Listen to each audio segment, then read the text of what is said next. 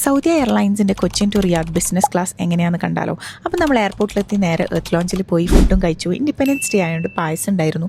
പിന്നെ ഫ്ലാഗിൻ്റെ colour pudding ഒക്കെ കഴിച്ച് പിന്നെ നേരെ നമ്മൾ ഫ്ലൈറ്റിലേക്ക് കയറി കേട്ടോ.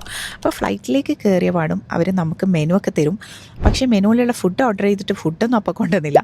അപ്പോൾ നമുക്കൊരു കാവയും ഈത്തപ്പഴമൊക്കെ തരും.